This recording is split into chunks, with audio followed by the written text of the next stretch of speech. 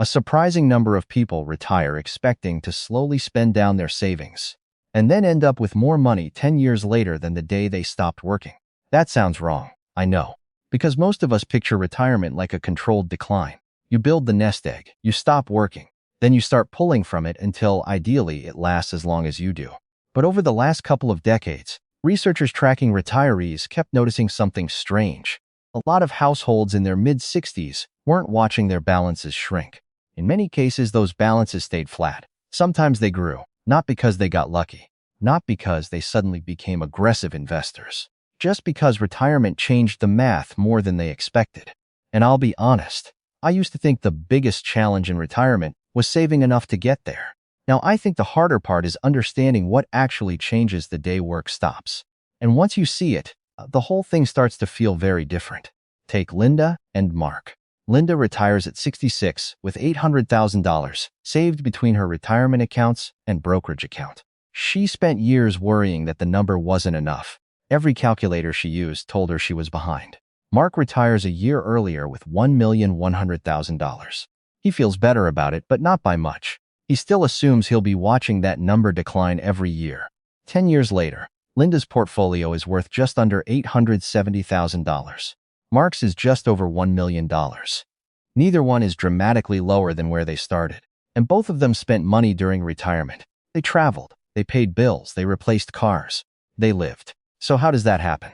How do two people stop earning paychecks, spend money for a decade, and still end up roughly where they began? That's the part most retirement conversations skip, because the answer usually has less to do with how much they saved, and more to do with what stopped costing them money once work ended. If that feels backwards, it should. If you're watching this and thinking, wait, if they stopped earning income, how did their money not drop faster? That confusion makes sense, because most retirement planning gets framed around one question. How much do I need saved? And it's not a useless question. It's just not the first one. The better question is, what's the gap between what I spend and what income continues after work ends? That gap is everything, because your portfolio doesn't need to replace your old salary. It only needs to replace what's left after everything else shows up. Hey, I'm Brian, and I spend way too much time thinking about retirement income, withdrawal math, and why this part feels more complicated than it usually is. And if you like slow, numbers-based conversations about money and retirement, that's what this channel is for. I used to think retirement planning was basically one giant number. Pick the target, hit the target, retire. Simple, and honestly, I think that's how most people still approach it. I did too.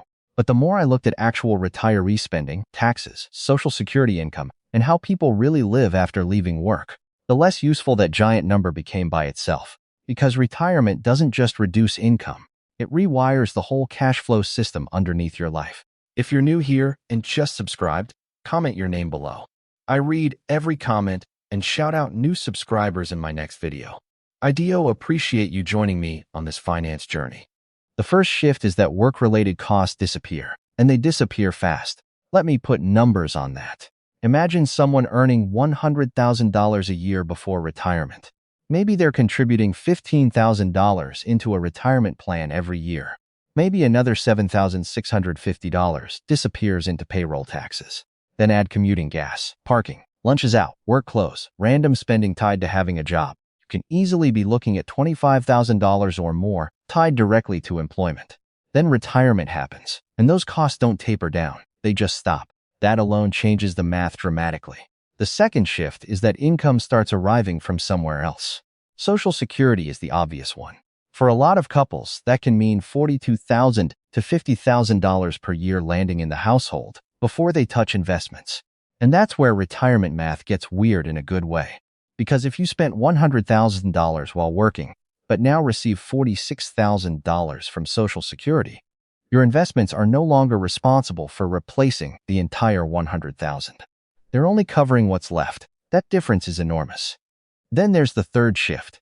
Taxes often shrink, and this one surprises people.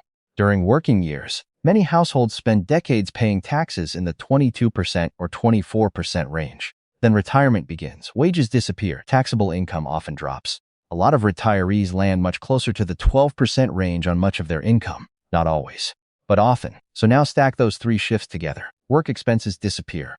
Social Security arrives, taxes often compress. which means someone who thought they needed $100,000 a year to survive may discover they actually only need a fraction of that to come from their portfolio. And that's how balances stay flat longer than expected.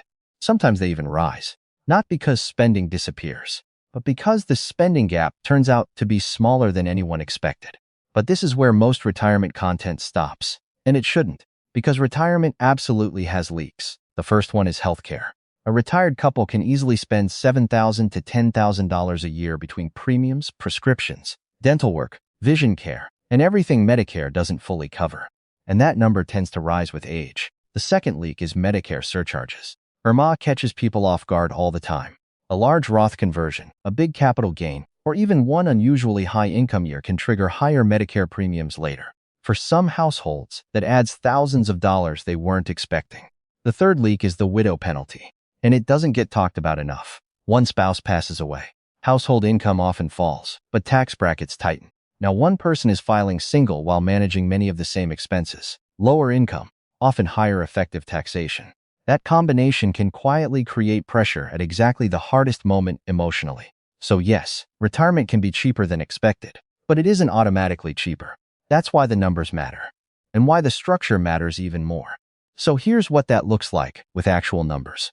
Let's say a couple is heading into retirement, and they estimate they want to spend around $70,000 per year. Not bare bones, not extravagant. Just enough to cover housing, food, healthcare, travel, replacing the car eventually, seeing family, and having a little room to breathe. Most people immediately jump to the wrong number. They start asking, how big does the portfolio need to be to generate $70,000 every year? And that's where retirement starts feeling impossible. But $70,000 isn't the number the portfolio has to produce, because the portfolio isn't doing all the work.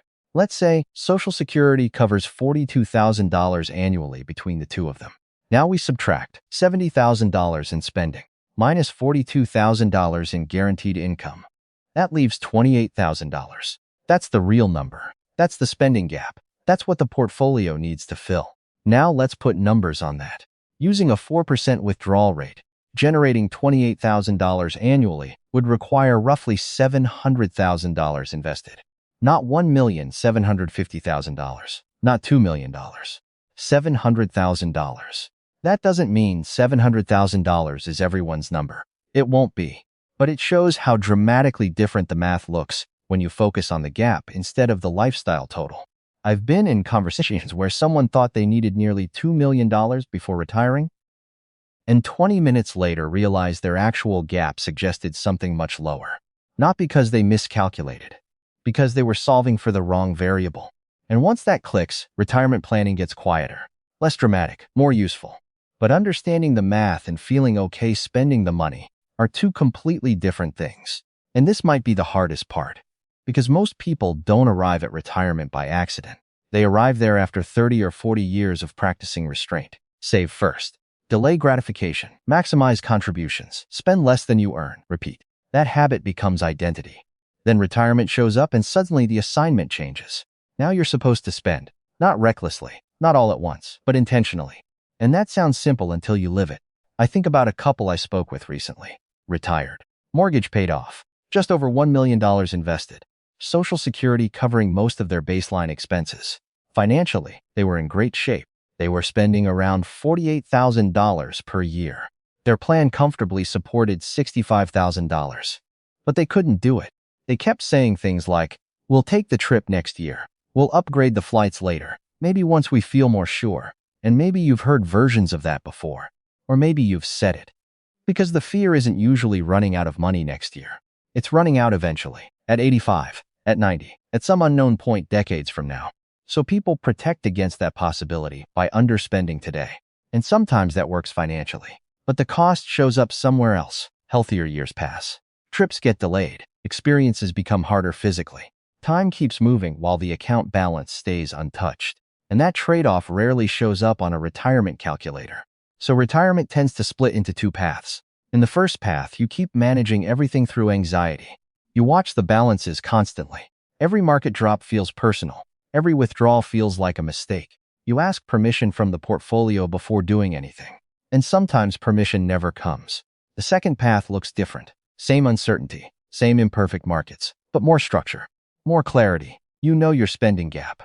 You know where your income is coming from. You understand what the portfolio is there to do. And because of that, decisions feel less reactive. Not fearless, just steadier. And that steadiness matters more than most people expect. So if you're thinking about retirement or already in it, here's where I'd start. Step 1 is calculate your real spending gap, not your salary, not your pre-retirement income, your actual gap. Take what you realistically want to spend in a year. Subtract guaranteed income, Social Security, pension, rental income if you have it, anything dependable. What's left is the number your investments need to support. That's the number worth planning around. Step 2 is build your retirement income in layers. I like thinking about it in 3 layers. Layer 1 is guaranteed income, Social Security, pension income, anything predictable. Layer 2 is passive or semi-passive income, maybe rental income, maybe part-time consulting, maybe dividend income. Layer 3 is portfolio withdrawals. That order matters. Because the more spending covered before touching investments, the less pressure sits on the portfolio itself. Then step 3 is use the low-income window strategically. This one gets missed all the time. For many people, there's a stretch between retirement and required minimum distributions beginning at age 73, where taxable income is temporarily lower. That window can be incredibly valuable, especially for Roth conversions. Moving money strategically during lower income years can reduce future tax pressure later. It won't make sense for everyone, but it's one of the cleaner planning opportunities retirement creates. And it's worth looking at before that window closes.